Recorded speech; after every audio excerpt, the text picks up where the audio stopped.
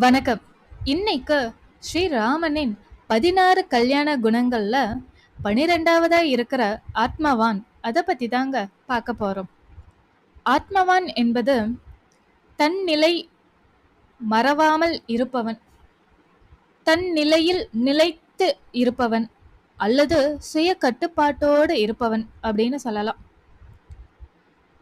ஸ்ரீராமன் பாத்தீங்க அப்படின்னா அவரோட மனது அஹ், பளிங்கு போல தெளிவா இருக்கும். அவரோட மனசு கள்ளங்கபடம் இல்லாம பளிங்கு மாதிரி இருக்கும்.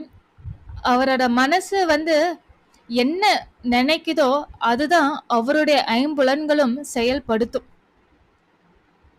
நமக்கு பாத்தீங்க அப்படின்னா ரொம்ப ஆப்போசிட். ஒரு மெடிடேஷன் நம்ம ஒரு 5 நிமிஷம் உட்கார்ந்தோம்னு வச்சுக்கோங்களேன், அவ்வளவுதான். நம்ம கண்ணை மூடி இருந்தாலும் சரி, நம்மளோட காது நம்ம வாயால ஒரு மந்திரத்தை சொல்லிக்கிட்டே இருக்கணும். அந்த சத்தம் நமக்கு கேட்டுக்கிட்டே இருந்துச்சுன்னு வச்சுக்கோங்களேன், ஓரளவுக்கு நம்மளோட மனசை கட்டுப்படுத்துறது சுலபம். ஆனா நீங்க மௌனமா இருந்து ஒரு இடத்துல கண்ணை மூடி தியானம் பண்றீங்கங்கும் போது அது ரொம்ப பீஸ்ஃபுல்லான இடமா இருந்துச்சு அப்படின்னா ஓரளவுக்கு நீங்க ஜெயிக்கலாம். இல்ல சுற்றியும் ஏதோ ஒரு பாட்டு சத்தம் கேக்குது, சில பேர் பேசிக்கிட்டு இருக்காங்க, சில பேர் ஓடுறாங்க, சில பேர் வந்து கத்திக்கிட்டு இருக்காங்கங்கும் போது உங்களோட மனசு உங்களோட காது அது எல்லாத்தையும் கேட்கும், அது பின்னாடியே போக ஆரம்பிக்கும். ஸோ இதுதாங்க நம்மளோட ஐம்புலன்கள் நம்ம கட்டுப்பாட்டுல இருக்கவே இருக்காது. ஏன்னா நாம சாதாரண மனிதர்கள். நாமளா அதை கட்டுப்படுத்த ரொம்பவே முயற்சி பண்ணிக்கிட்டு தான் இருக்கோம். அதுக்கு நிறைய பயிற்சியும் தேவை, முயற்சியும் தேவை. ஆனா அது ஸ்ரீராமன் கிட்ட இயல்பாவே இருந்துச்சு அப்படிங்கிறது தான் உண்மை. அவர் தன்னுடைய ஐம்புலன்கள் ஐந்தையுமே தன்னுடைய கட்டுப்பாட்டில் தான் வச்சிருந்தாரே தவிர அந்த ஐம்புலன்கள் கட்டுப்பாட்டுக்குள்ள இவர் ஒருபோதும் போனதே இல்லை. தன்னோட மனச அப்படி ஆண்டாருன்னு தான் சொல்லணும். அயோத்தியை மட்டும் ஆளல, அவரோட மனசையே அவருடைய அவரோட மனசுக்கே அவள் தான் ராஜா. அப்படிதான் வாழ்ந்தார். இதுல ஒரு எக்ஸாம்பிள் சொல்லணும் அப்படின்னா, வனவாசம் போகணும் அப்படிங்கிற ஒரு கட்டளை வந்த உடனே அதை கேட்டு அவர் சோகமும் ஆகல, கவலைப்படல, வருத்தப்படல, இல்ல சந்தோஷமா துள்ளி குதிக்கவும் இல்லை. அதை அவர் ஹேண்டில் பண்ண விதம் பார்த்தீங்க அப்படின்னா ஃபுல் கம்போஸ்டா இருந்தாரு. அதாவது பகவத்கீதையில கிருஷ்ணர் சொல்வாருல, இன்பம் துன்பம் புகழ் இகழ்ச்சி இந்த இரட்டைகள் எல்லாத்தையுமே சரிசமமா பார்க்கணும். அந்த சரிசம பார்வை நமக்கு வந்துடுச்சு அப்படின்னா நம்ம எந்த சூழ்நிலையிலையும் குதிக்க மாட்டோம், துள்ள மாட்டோம், இல்ல துவண்டு போகவும் மாட்டோம். அதுதான் ஸ்ரீராமன் வாழ்ந்து காட்டினாருன்னு நம்ம சொல்லலாம். இந்த மாதிரி ரெட்டைகள் எல்லாத்தையுமே ஸ்ரீராமன் தன்னுடைய வாழ்க்கையில ஃபேஸ் பண்ணாரு. ஆனா எல்லா சூழ்நிலைகளிலும் அவர் தன்னிலை மறவாமல் பேலன்ஸ்டோட அதை எல்லாத்தையுமே அப்ரோச் பண்ணாருன்னு தான் சொல்லணும். அது மட்டும் இல்லாம இப்ப இந்த விஷயத்துல பாத்தீங்க அப்படின்னா தன் குடும்பத்துல இருக்கிறவங்க எல்லாருமே ஒவ்வொருத்தரும் ஒவ்வொரு கருத்து சொல்றாங்க, கோபத்துல கொந்தளிக்கிறாங்க, இல்ல கவலையில ரொம்ப துவண்டு போறாங்க. அப்படிங்கும் போது அவங்க எல்லாரையுமே ரொம்ப அழகா ஹேண்டில் பண்ணாரு. நாம நீங்க கவனிச்சிருப்பீங்க, இப்ப உங்க வீட்டுல ஒரு பிரச்சனை வருது, சொந்தக்காரங்க யாராவது சண்டை போட்டுட்டு போயிட்டாங்க அப்படின்ட்டு. இந்த விஷயம் உங்களுக்கு தெரிய வரும்போது உங்க வீட்டுல உங்களோட பிரதரோ சிஸ்டரோ கோபத்தோட அந்த விஷயத்த உங்ககிட்ட ஷேர் பண்ணும்போது நீங்களும் என்ன ஆவீங்க? கோபப்படுவீங்க, கொந்தளிப்பீங்க. இது எல்லாமே நடக்கும். இல்ல அவங்க அழுதுகிட்டே இருக்காங்கும் போது உங்களுக்கு அந்த அழுகையும் வரும், கோபமும் இன்னும் அதிகமா வரும். ஆனா ஸ்ரீராமன் பாத்தீங்கன்னா அந்த விஷயத்தை எப்படி ஹேண்டில் பண்ணான்னா ரொம்ப அமைதியா பொறுமையா அவங்களுடைய உணர்வுகளை உணர்ச்சிகளை பொறுமையா கேட்டு கவனிச்சு அழகா ஹேண்டில் பண்ணார். அவங்க இழுத்துட்டு போற மாதிரி கோபமும் படல, கொந்தளிக்கவும் இல்லை, கவலைப்படல, எதுவும் இல்லை. எது தர்மம்? இதுதான் தர்மம். என்னுடைய தந்தைக்காக நான் இத செய்றேன். மனப்பூர்வமா இத ஏத்துக்கிறேன்ட்டு அவர் அழகா தன்னுடைய கருத்த அழகா வெளிப்படுத்தினாரு. அத அவருடைய குடும்பத்தாரும் ஏத்துக்கிட்டாங்க. இதுதான் நான் சொல்ல வர்றது. தன்னுடைய உணர்வுகள், அதாவது தன்னுடைய ஐம்புலன்கள் ஒவ்வொன்னும் ஒவ்வொரு விஷயத்த நோக்கி ஓடும். ஆனா, அது பின்னாடி போகாம அத எல்லாத்தையுமே தன்னுடைய கட்டுப்பாட்டுல இருந்த ராஜாவா வாழ்ந்தவர் தான் ஸ்ரீராமன். அடுத்து என்ன சொல்லணும் அப்டின்னா, பொறுமையா கவனிச்சு கேட்பாருங்க. இப்ப யாரு என்ன பேசினாலுமே பொறுமையா கவனிப்பாரு. அவசரப்பட மாட்டாரு. இப்ப நாமலாம் பார்த்தீங்க அப்டின்னா, ஒருத்தவங்க நம்மகிட்ட பேச ஆரம்பிப்பாங்க. பேச ஆரம்பிக்கும்போதே அவங்க ஒரு 4 வாக்கியம் பேசி முடிக்கிறதுக்குள்ள நமக்கு ஒரு விஷயம் ஞாபகம் வந்துரும். அத உடனே சொல்லணும்னு நம்ம ஆரம்பிச்சுருவோம். நாம பேச ஆரம்பிக்கும்போது அவங்க என்ன சொல்ல வராங்களோ, அது சம்டைம்ஸ் மறந்து போயிடும் அவங்களுக்கு.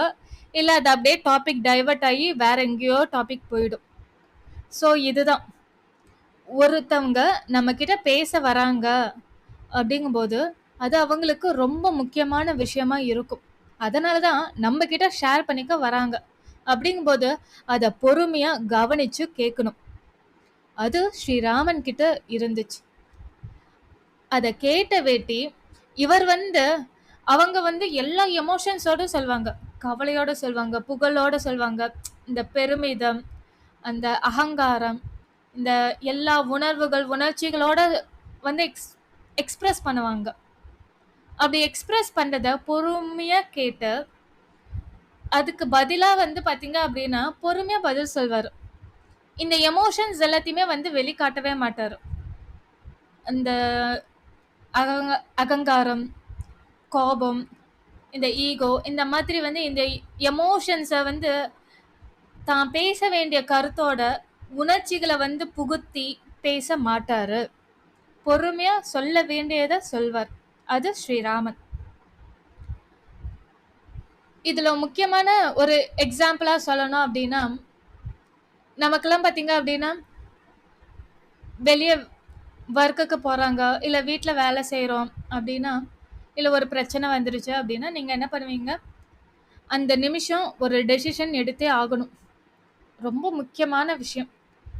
இத எடுக்கல அப்படின்னா, வேற ஏதாவது ஆயிடும் அப்படிங்கிற மாரி ஒரு கட்டத்துக்கு நீங்க போயிட்டீங்க, தள்ளப்பட்டுட்டீங்க அப்படின்னா, நீங்க அவசரப்பட்டு ஒரு முடிவ எடுத்துருவீங்க. அது தப்பா, ரைட்டான்னு யோசிக்கவே மாட்டீங்க. அது அந்த நிமிஷம் எஸ்கேப் ஆனா போதும் அப்படிங்கிறதுனால நீங்க அவசரப்பட்டு எடுக்கிற முடிவு, அது அத விட பெரிய பிரச்சனைய கொண்டு தரும். இது நீங்க பல பேரு பல இடத்துல ஃபேஸ் பண்ணியிருப்பீங்க. அதே மாதிரி ஒரு பிரச்சனைய ஃபேஸ் பண்ணவர் தான் ஸ்ரீராமனும். அதாவது விஸ்வாமித்திரருக்காக அவருடைய யாகத்த பாதுகாக்கிறதுக்காக ஸ்ரீராமன் லக்ஷ்மணனோட போய் யாகத்த பாதுகாத்துக்கிட்டு வராரு. தாடகை வந்துட்டாங்க. அவங்க இன்டரப்ட் பண்ணிக்கிட்டே இருக்காங்க. டிஸ்டர்ப் பண்றாங்க. அவங்க கிட்ட சண்டை போடவும் ஆரம்பிச்சுட்டாரு. ஒரு கட்டத்துல தாடகைய வதம் பண்ணி தான் ஆகணும் அப்படிங்கிற ஒரு சூழ்நிலை வரும்போது, இவர் அந்த முடிவ தனிச்சு எடுக்கவே இல்ல. யோசிக்கிறாரு. ஏன்னா இவருக்கு எல்லா தர்மமும் தெரியும். இருந்தாலும் தன்னுடைய குரு பக்கத்துல தான் இருக்காரு. அது மட்டும் இல்லாம அவர் அழைச்சு தான் இந்த இடத்துக்கு வந்திருக்கோம் அப்படிங்கும்போது, அவர்கிட்ட கேள்வி கேட்டு, அவங்க ஒரு பெண்ணா இருக்கிறாங்க. அவங்கள வதம் பண்ணலாமான்னு ஒரு கேள்வியே கேட்பாரு. கேட்டு அவருடைய உத்தரவு வந்ததுக்கு அப்புறம் தான் தாடகைய வதம் பண்ணுவாரு. இதுதாங்க. அதாவது ஒரு இக்கட்டான சூழ்நிலையில நாம இருக்கும்போது, அவசரப்பட்டு, கொந்தளிச்சு, கோபப்பட்டு, அதாவது உணர்வுகளுக்கு, உணர்ச்சிகளுக்கு அடிமையாகி, நம்மள நமக்காக நம்மள பத்தி கவலைப்பட பெரியவங்க, அப்பா, அம்மா, இல்ல நண்பர்கள், இல்ல உறவினர்கள் யாராவது ஒருத்தர் இருப்பாங்க. அவங்கள பத்தியாவது ஒரு நிமிஷம் நம்ம நெனச்சு பார்த்து, இல்ல அவங்க கிட்ட டிஸ்கஸ் பண்ணி முடிவு எடுக்கணும். நாமளா அவசரப்பட்டு முடிவெடுத்து, அந்த பிரச்சனைய இன்னும் நம்ம டபுளா பண்றதுக்கு பதிலா, ஸ்ரீராமன் கடைபிடித்த வழிய நாமளும் கடைபிடிச்சோம் அப்படின்னா, நெறைய பிரச்சனைகள் கண்டிப்பா குறைஞ்சிடும். இது ஸ்ரீராமன் கிட்ட இருக்கக்கூடிய ஸ்பெஷாலிட்டின்னு தான் நம்ம சொல்லணும். அடுத்து எந்த சூழ்நிலையிலயும் பொறுமையோட இருப்பாரு. அமைதியா இருப்பாரு. அதாவது பொறுமையில பூமாதேவி மாதிரி அப்படின்னு சொல்லலாம். சீதா தேவிய அதாவது பொன்மான தேடி ஓடி போனாரு. ஸ்ரீராமன் வந்து கதற சத்தம் கேட்டு சீதா தேவி துடிக்கிறாங்க. ஸ்ரீராமனுக்கு ஆபத்து வந்துருச்சு, லக்ஷ்மணா நீ போய் பாரு அப்படிங்கிறாங்க. லக்ஷ்மணன் அது அண்ணனா இருக்காது அண்ணி, இது வந்து வேற ஏதோ மாய வேலையா இருக்கும், கொஞ்சம் பொறுமையா இருங்க, அண்ணனுக்கு எதுவும் ஆகாது, வந்துடுவாரு அப்படின்னு பொறுமையா எடுத்து சொல்றாரு லக்ஷ்மணன். இருந்தாலும் சீதா தேவியோட வற்புறுத்தல்னால லக்ஷ்மணன் ஸ்ரீராமனை தேடி போறாங்க. ஸ்ரீராமனை தேடி போய் லக்ஷ்மணனை பார்த்ததும் ஸ்ரீராமன் சீதை எங்க, நீ ஏன் இங்க வந்த அப்படின்னு கேக்குறாங்க. இவங்க 2 பேருமே ஓடி போய் அந்த இடத்த பார்க்கும்போது சீதா தேவி காணல. அந்த இடத்துல அவரோட மனசு எந்த அளவுக்கு துடிச்சிருக்கும் பாருங்க. நாமளா இருந்தா கத்தி கதறி ஆர்ப்பாட்டம் பண்ணி எல்லாமே பண்ணுவோம். பொறுமையா தேட ஆரம்பிக்கிறாங்க, அந்த வழியை தேட ஆரம்பிக்கிறாங்க. ஏன்னா நமக்கெல்லாம் பாத்தீங்க அப்படின்னா இந்த மாதிரி ஒரு இக்கட்டான சூழ்நிலை வரும்போது நம்மளோட மனசும் கண்ணும் அப்படியே மறைஞ்சிடும் சொல்லுவாங்க, மறைக்கப்பட்டிடும் சொல்லுவாங்க. ஏன்னா நம்மளோட உணர்வுகள் எல்லாமே நம்மள வந்து அப்படியே கிளவுட் மாதிரி, ஒரு மேகம் மாதிரி நம்மளை சூழ்ந்துடும். அந்த நேரத்துல நாம என்ன பண்றது ஏது பண்றதுன்னு தெரியாம எதேதோ பண்ணுவோம். அது நமக்கு சொல்யூஷனை நோக்கி கொண்டு போகுமா அப்படின்னா கிடையாது. அந்த இடத்துல அவர் பொறுமையா சீதை எந்த பக்கம் போயிருப்பாங்கன்னு தேட ஆரம்பிக்கிறாரு. அதனால தேட ஆரம்பிக்கும் போதுதான் ஜடாயுவ, அதாவது காயப்பட்டு உயிருக்கு போராடிக்கிட்டு இருந்த ஜடாயுவை பாக்குறாங்க. அப்புறம் ஜடாயு மூலமா ராவணன் தான் சீதைய கவர்ந்துட்டு போனாங்கங்கிற தகவல் அவங்களுக்கு கிடைக்குது.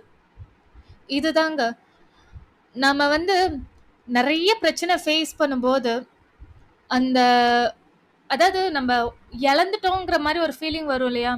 ஏதாவது ஒரு பொருள் காணாம போயிடுச்சு, இல்ல உடஞ்சு போயிடுச்சு, இல்ல வேற யாருக்காவது ஏதாவது ஆபத்து, ஏதாவது போன்ல தகவல் வந்துச்சு அப்படிங்கும்போது நாம அப்படியே வந்து ரொம்ப பிளாஸ்ட் ஆகும். அந்த இடத்துல பாத்தீங்கன்னா நம்ம என்ன பண்றது என்ன முடிவு எடுக்கிறதுன்னு தெரியாம ரொம்ப கொந்தளிச்சு போய் இருப்போம். அது ஒரு மாதிரி எமோஷன்ஸா இருக்கும், கோபமும் இருக்கும், கலக்கமும் இருக்கும், எல்லாமே கலந்த மாதிரி ஒரு மிக்ஸ்டு எமோஷனா இருக்கும். அந்த இடத்துல நம்மளால வந்து சரிவர வந்து ஒரு முடிவை எடுக்க முடியாது. அதனாலதான் பொறுமையா ஒரு விஷயம் நடந்துருச்சு அப்படிங்கும்போது கொஞ்சம் பாஸ் எடுத்துக்கிட்டு அதை கரெக்டா ஹேண்டில் பண்ணணும். ஸ்ரீராமன் சீதை காணும் போது துடிச்சிருப்பாரு, ஆனா அத வந்து கட்டுக்குள்ள வச்சுக்கிட்டாருன்னு தான் நம்ம சொல்லணும். ஏன்னா மனசுக்குள்ள 1000 போராட்டம் 1000 வலி இருந்தாலுமே அதை வெளிக்காட்டிக்காம சீத்தைய காப்பாத்துறது தான் முக்கியம். நம்மளோட உணர்வுகளை உணர்ச்சிகளை வந்து வெளிப்படுத்துறதை விட. ஸோ ஸ்ரீராமன் சூஸ் பண்ணது சீத்தைய, தன்னுடைய உணர்வுகளை இல்ல. அதனால சீத்தையை தேடுற முயற்சியில ஈடுபட்டாரு. அதனால ஃபர்ஸ்ட் க்ளூவா ஜடாயு மூலமா அவருக்கு கிடைச்சது. இதுதான் நான் சொல்ல வர்றது. அடுத்து என்னைக்குமே வந்து பாத்தீங்க அப்படின்னா தாமரை இலை தண்ணீர் போல இருப்பாரு, டிட்டாச்மெண்டோட இருப்பாரு. அதாவது எனக்கு இதுதான் வேணும், இதோட நான் பிடிச்சிட்டு இருக்கேன் அப்படிங்கிற மாதிரிலாம் இல்லை. நமக்குலாம் பார்த்தீங்கன்னா நமக்கு ஒரு ஃபேவரேட்டான ஒரு பொருள் இருக்கும், இல்லை பெட்ஸ் இருக்கும், இல்லை நம்ம ஃபேமிலியில் நமக்கு நெருக்கமானவங்க இருப்பாங்க. அவங்களை விட்டு பிரியறதுக்கான மனசு என்னைக்குமே வரவே வராது. வர வேண்டிய சூழ்நிலை வந்தாலும் அந்த நேரத்தில் நமக்கு வந்து ரொம்ப எமோஷ்னல் ஆகும், இது எல்லாமே நடக்கும். ஆனால் ஸ்ரீராமன் பார்த்தீங்க அப்படின்னா எந்த மாதிரி சூழ்நிலை வேணாலும் எனக்கு கொடு, எதையுமே நான் அக்செப்ட் பண்ணிப்பேன். ஏன்னா அவங்க கிட்ட வந்து நான் ரொம்ப அட்டாச்மெண்ட்டோட இல்லை, டிட்டாச்சாக தான் இருக்கேன் அப்படிங்கிறது தான் அவர் வாழ்ந்து காட்டினார். நம்ம பார்த்தோம் வனவாசம்ங்கிற ஒரு விஷயம் வந்த வேட்டி ஸ்ரீராமன் அதை அழகா ஹேண்டில் பண்ணதுக்கு காரணம் என்ன அப்படின்னா இந்த டிட்டாச்மெண்ட் தான் நம்ம சொல்லலாம். அதாவது தாமரை இலை தண்ணீர் போல நம்மளுடைய வாழ்க்கையை வந்து ஒட்டி ஒட்டாமல் வாழணும். அது பல உறவுகளோட இல்லை நம்மளுடைய உணர்ச்சிகளோட நாம் அந்த மாதிரி வாழ்க்கை வாழ்ந்தா மட்டும்தான் அது எல்லாமே நம்மளுடைய கட்டுப்பாட்டுல இருக்கும். அதனாலதான் அவரால் வந்து அந்த அளவுக்கு எமோஷன்ஸ்க்கு போக முடியல. நீங்க வந்து இப்போ நம்ம ஃபேமிலில ஒருத்தருக்கு ஒரு பிரச்சனை நடக்குது அப்படின்னா, நம்மளும் ரொம்ப கொந்தளிப்போம், கோபப்படுவோம். இல்ல அவங்களுக்கு ஏதாவது உதவி பண்ணதுக்கு பல்வேறு முயற்சிகள நம்ம கண்டிப்பா செய்வோம். ஏன்னா, அவங்களுக்குள்ள நம்ம ஓவர் அட்டாச்ட். இதே எங்கேயோ ஒரு ஊர்ல ஒரு செய்திய நீங்க பார்க்குறீங்க. இங்க இவ்ளோ பெரிய ஆபத்து வந்துருச்சு. இங்க இப்படி ஒரு நிலச்சரிவு, இங்க ஒரு வெள்ளம் வந்துடுச்சு. இத்தன பேர் இறந்துட்டாங்கங்கும்போது, நமக்கு அந்த அளவுக்கு வந்து ஒரு ஃபீலிங் வராது. அடடா! அப்படி ஆயிடுச்சே! அப்படின்னு கவல மட்டும் தான் படுவோம். நாம அந்த அளவுக்கு கோபப்படுவோமோ, கொந்தளிப்போமோ, இல்ல அங்கேயே நேரடியா ஓடி போய் ஹெல்ப் பண்ணுவோமா அப்படின்னா, கிடையவே கிடையாது. ஏன்னா நமக்கு நெருக்கம் இல்லாதவங்க எல்லார்கிட்டயுமே டிட்டாச்டா தான் இருக்கும். எமோஷனலா, இல்ல பிசிக்கலா வந்து டிட்டாச்டா தான் இருக்கும். அப்படி இருக்கும்போது, அந்த ஒரு பொருளுக்கோ, இல்ல அந்த நபருக்கோ ஏதாவது பிரச்சனை, இல்ல ஆபத்தோ, ஏதோ ஒரு விஷயம் நடந்தாலும், நாம வந்து அத ஒரு பெருசா எடுத்துக்கவே மாட்டோம். ஆனா இந்த டிட்டாச்மெண்ட் வெளியில இருக்கவங்களுக்கு மட்டும் இல்ல, வீட்டுக்குள்ள இருக்கவங்க கிட்டயும் அந்த டிட்டாச்மெண்ட் இருக்கணும். அதுக்கு அர்த்தம் வந்து, அடடா! அவங்க மேல அன்பா இருக்கக்கூடாதா? பாசமா இருக்கக்கூடாதா? அப்படின்லாம் கிடையாது. நீங்க எவ்ளோ அன்ப வேணாலும் கொட்டுங்க, எவ்ளோ பாசத்த வேணாலும் கொட்டுங்க, எவ்ளோ நெருக்கமா வேணாலும் இருங்க. இருந்தாலும் உங்களுக்குள்ள, உங்க மனசுக்குள்ள அந்த டிட்டாச்மெண்ட் இருக்கணும். அந்த டிட்டாச்மெண்ட்ட வெளிய காட்டக்கூடாது. சரிங்களா? அது ஸ்ரீராமன் கிட்ட முழுமையா இருந்துச்சுன்னு தான் சொல்லணும். அடுத்து பார்த்தீங்கன்னா, எமோஷன்ஸ். இந்த எமோஷன்ஸ் எல்லாத்தையுமே வந்து தன்னுடைய கட்டுப்பாட்டுல அப்படி வச்சிருந்தாரு. கோபமாகட்டும், இந்த சமுத்திர தேவன் வந்து 3 நாள் வரவே இல்ல. வராததுனால அவர் கோபப்பட்டாரு. அந்த கோபம் பார்த்தீங்க அப்படின்னா, அவருக்கான கோபம் கிடையாது. தன்னை நம்பி போருக்கு தயாராகி வந்திருக்கக்கூடிய வானரங்கள். தனக்காக காத்துட்டு இருக்கிற சீதா தேவி. அது மட்டும் இல்லாம அயோத்தியில பரதன் அங்க காத்துக்கிட்டு இருக்காரு. இப்படி இவங்க எல்லாருமே வந்து இந்த ஒரு செயலுக்காக காத்துக்கிட்டு இருக்காங்க. அது தாமதமாச்சு அப்படின்னா, அது இன்னும் மிகப்பெரிய விளைவுகள தரும் அப்படிங்கிற ஒரு காரணத்தினால கோபப்பட்டாரு. அவ்வளதாங்க. அந்த கோபம் பார்த்தீங்க அப்படின்னா, சட்டுன்னு போயிடும். இதுதான் இந்த எமோஷன்ஸ கண்ட்ரோல்ல வச்சிருக்கிறது. நமக்கெல்லாம் பார்த்தீங்க அப்படின்னா, ஒருத்தர் வந்து நமக்கு ஏதாவது தீங்கு செய்வாங்க. அவங்க மேல நல்ல கோபப்படுவோம். அப்புறம் அவங்க வந்து ஒரு மன்னிப்போ, இல்ல அத வந்து பேலன்ஸ் பண்ண மாதிரி ஏதாவது ஒரு விஷயமோ வந்து நமக்கு நல்லதோ செஞ்சுட்டாங்கன்னு வச்சுக்கோங்களேன். அந்த கோபத்த நம்ம விட்டுடணும். அதுதான் நியாயம். ஆனா நாம வந்து அந்த கோபத்த அப்படியே தான் புடிச்சுக்கிட்டு இருப்போம். அன்னைக்கு விசேஷத்துக்கு போனேன் என்னை வான்னே கூப்பிடவே இல்ல. என்ன சாப்பிடுன்னு கூப்பிடவே இல்ல. நான் அப்படி அங்க போனேன்ப்பா. நான் சிரிச்சேன். அவங்க சிரிக்கவே இல்ல. அப்படின்னு இந்த சின்ன சின்ன விஷயத்துக்கெல்லாம் கோபப்பட்டு, அத பெரிய விஷயமாக்கி, அவங்க கிட்ட அவங்க எந்த சூழ்நிலையில, எந்த மனோபாவத்துல, இல்ல மனசுல என்ன மாதிரி விஷயங்கள்னால போராடிக்கிட்டு இருந்தாங்க, நமக்கு எதுவுமே தெரியாது. அவங்க ஏதாவது ஒரு பிரச்சனைய ஃபேஸ் பண்ணிக்கிட்டு இருக்கலாம். இல்ல மனசுக்குள்ள ஏதாவது ஒரு பிரச்சனைய நெனச்சு, அந்த திங்கிங்ல இருந்துட்டு இருக்கலாம். அதனால நம்மள பார்க்காமலும் இருந்திருக்கலாம். நம்மளை பார்க்காததுனால சிரிக்காமலும் இருந்திருக்கலாம். அப்படி அவங்க இடத்துல இருந்து நம்ம யோசிக்காம, நாம "நான் அங்க நேர்லயே பார்த்தேன்ப்பா. என்னைய பார்த்தா ஆனா சிரிக்கவே இல்ல." அப்படின்னு ஒரு கம்ப்ளைண்ட். ஏதாவது விசேஷத்துக்கு போனா, அங்க பல 100 பேர் வந்திருப்பாங்க. என்னை வான்னு கூப்பிடல, என்னை சாப்பிடுன்னு சொல்லல, என்கிட்ட சிரிச்சு ஒரு வார்த்தை பேசல அப்படின்னு, இந்த மாதிரி சின்ன சின்ன விஷயத்துக்கு எல்லாமே நம்ப கோபப்படுவோம். இந்த கோபம் வந்து சில்லின்னு நமக்கு தெரியும். ஆனா இந்த கோபத்த உடனேவும் விடமாட்டோம். விடாம அத வந்து பல வருஷத்துக்கு இழுத்துக்கிட்டு போய்க்கிட்டே இருப்போம். ஆனா ஸ்ரீராமன் அப்படி கிடையவே கிடையாது. கோபப்படுவாரு.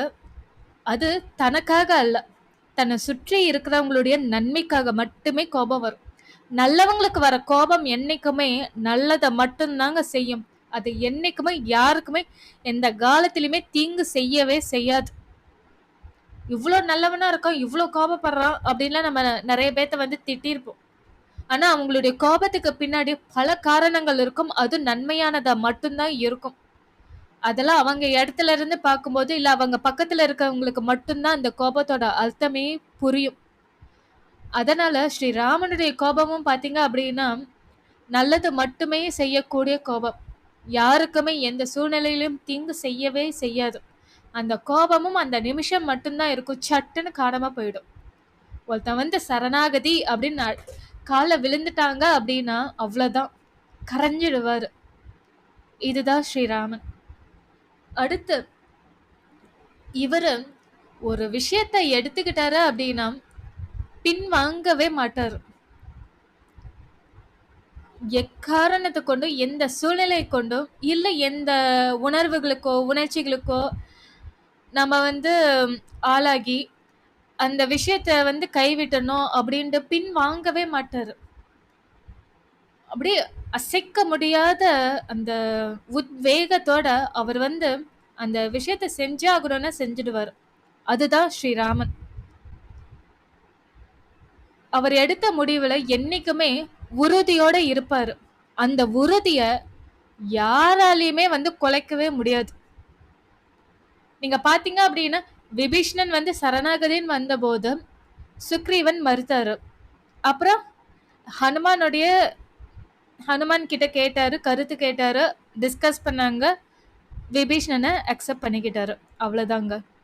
அக்செப்ட் பண்ணிக்கிட்டாரு அப்படின்னா அதுக்கு மேல வந்து இது கிடையாது. அதாவது அந்த மாற்று கருத்து பின்னாடி வந்தாலுமே வந்து அவர் அதை ஏத்துக்க மாட்டாரு. இப்ப எல்லாம் பாத்தீங்க அப்படின்னா நீங்க வந்து நிறைய ஃப்ரெண்ட்ஸா பார்ப்பீங்க, இல்ல ஃபேமிலிஸ்ல பார்ப்பீங்க. ரொம்ப நாளா ஒருத்தரோட கான்டாக்டே இல்ல, பேச்சுவார்த்தையே இல்ல. அவங்க வந்து திடீர்னு வந்து பேச ஆரம்பிச்சிட்டாங்க, உறவாடுறாங்க, பழகுறாங்க அப்படிங்கும்போது இன்னொருத்தருக்கு வந்து கோபமா வரும், கொந்தளிப்பாங்க. ஏன் இப்படி பண்ற, ஏன் உங்ககிட்ட போய் பேசுற பண்ற அப்படின்னு அதை பிரேக் பண்றதுக்கு ட்ரை பண்ணுவாங்க.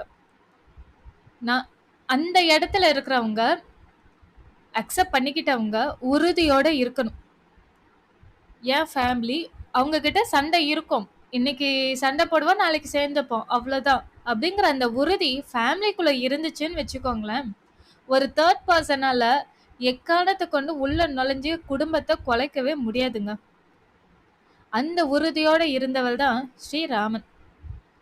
அவருடைய உறுதியை யாராலையுமே எக்காரணத்து கொண்டும் எக்காலத்திலையுமே குலைக்கவே முடியாது. ஸோ இதுதான் ஸ்ரீராமன். என்னைக்குமே சுய கட்டுப்பாட்டோட இருப்பாரு. தன்னை தன் மனசுல எந்த ஒரு உணர்வுகளுக்கும் உணர்ச்சிகளுக்கும் ஆட்பட்டு எந்த முடிவையும் எடுக்க மாட்டாரு. இப்ப சுக்ரீவன் கோபப்பட்டாருங்கிறதுக்காக இவரும் கோபப்பட முடியுமா? ஏன்னா முன்ன பின்ன பார்க்காத விபீஷணன் வந்து நிக்கிறாரு. அவரை பத்தி என்னன்னே நமக்கு தெரியாதுங்கும் போது நம்ம சட்டுன்னு பேச முடியாது, ஒருத்தர் கோபப்படுறாங்க அப்படிங்கிற காரணத்துக்காக. இதே விஷயம் நம்ம லைஃப்ல அடிக்கடி நடந்துகிட்டு தான் இருக்கு. நம்மளை நோக்கி ஒருத்தர் வருவாரு, ஆனா அவரை வந்து ஏதோ கேட்ட விஷயம் வச்சு, இல்ல அவங்க வாழ்ந்த விஷயம், இல்ல அவங்க பிறந்த விஷயம், இதெல்லாத்தையும் வச்சு ஒருத்தர் சொல்ற கருத்தை பேஸ் பண்ணி அவங்க நமக்கு நெருக்கமா இருக்காங்கங்கிற ஒரே காரணத்துக்காக அவங்கள அவாய்ட் பண்றது, இல்ல அவங்களை திட்டுறது, அது ரொம்ப தப்பான விஷயம். அதை செய்யவே கூடாதுங்கிறதுக்கான உதாரணம் தான் விபீஷணனோட சரணாகதின்னு நான் நினைக்கிறேன். ஏன்னா அதனாலதான் ஸ்ரீராமன் வந்து பொறுமையா வந்து அதை ஹேண்டில் பண்ணாரு. ஏன்னா நம்ம கூட இருக்கிறவங்க மிக்ஸ்ட் எமோஷன்ஸோட தான் இருப்பாங்க. நம்மள மாதிரியே எண்ணமும் செயலும் அவங்களுக்கு இருக்குமா அப்படின்னா கிடையாது. ஒவ்வொருத்தரும் வந்து ஒரு சிலர் வந்து பிடிவாத குணத்தோட இருப்பாங்க, ஒரு சிலர் கோபத்தோட இருப்பாங்க, ஒரு சிலர் பொறாமை குணத்தோட இருப்பாங்க. இப்படி பலதரப்பட்ட எண்ணத்தோட வாழ்ற பல நபர்கள் மத்தியில தான் நாம வாழ்ந்துகிட்டு இருக்கோம். அவங்க சொல்ற கருத்துக்கள் எல்லாமே வந்து ஒவ்வொன்றும் ஒவ்வொரு விதமா இருக்கும். சில உண்மைகள் இருக்கும், சில தவறுகள் இருக்கும், எல்லாமே இருக்கும், பொய்களும் இருக்கும். ஆனா அது எல்லாத்தையுமே இவங்க மட்டுமே சொல்லிட்டாங்க, எனக்கு நெருக்கமானவங்கங்கிற ஒரே காரணத்துக்காக அவங்கள மட்டுமே நம்பி நாம ஒரு முடிவு எடுக்கவே கூடாது அப்படிங்கிறது தான் இங்க முக்கியமான விஷயமே. அது ஸ்ரீராமன் முழுமையா கடைபிடிச்சாருன்னு தான் சொல்லணும். தன்னை சுத்தி இருக்கிறவங்க எத்தனை பேர் வேணாலும் இருக்கட்டும், எத்தனை கருத்து வேணாலும் சொல்லட்டும், நான் எடுத்த முடிவு முடிவுதான். அதுல எந்த மாற்றமும் இல்லை, மாற்று கருத்துக்கும் இடம் இல்லை. நீங்க எல்லாரும் உங்களோட கருத்தை சொல்லுங்க, நான் கேட்குறேன். அதுல என்னுடைய தப்பு இருந்தா நான் திருத்திக்க முயற்சி பண்றேன், அவ்வளவுதான். மற்றபடி வந்து ஒரு முடிவை வந்து ஸ்ரீராமன் பார்த்தீங்க அப்படின்னா, ஒரு முடிவ ஆழ்ந்து யோசிச்சு தான் எடுப்பாரு. அதுல வந்து என்ன நடக்கும், நடக்காது, என்ன பாசிட்டிவ் இருக்கு, இல்ல என்ன நெகட்டிவ் இருக்கு, இது எக்காலத்துக்கும் அதாவது முக்காலத்துக்குமே வந்து நன்மை குடுக்கக்கூடியதா அப்படிங்கிறத யோசிச்சு மட்டும் தான் செயல்படுவாரே தவிர, அவர் இன்ஸ்டன்ட்டா வந்து முடிவு எடுப்பவரே கிடையாது. நாமலாம் பார்த்தீங்கன்னா, இன்ஸ்டன்ட் இன்ஸ்டன்ட் காஃபி மாதிரி இன்ஸ்டன்ட்டா வந்து நம்ம வந்து ஒரு பிரச்சனைய வந்து ஃபேஸ் பண்ணிடணும்.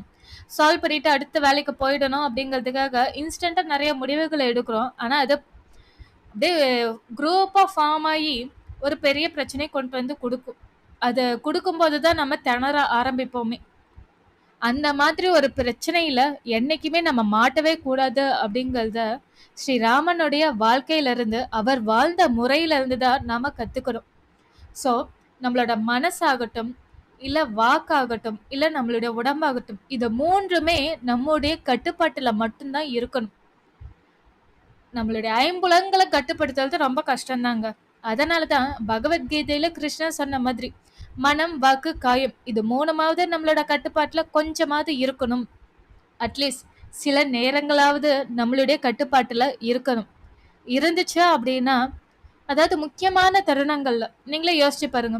ஒரு முக்கியமான முடிவு எடுக்கும்போது, இல்ல முக்கியமா நம்மளுடைய ஃபேமிலில நெறைய பிரச்சனை வருது.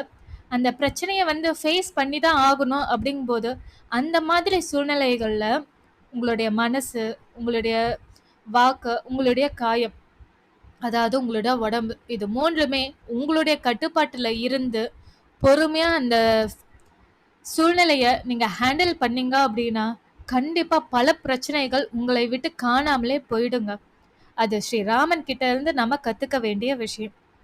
Thank you. ஜெய் ஸ்ரீராம்.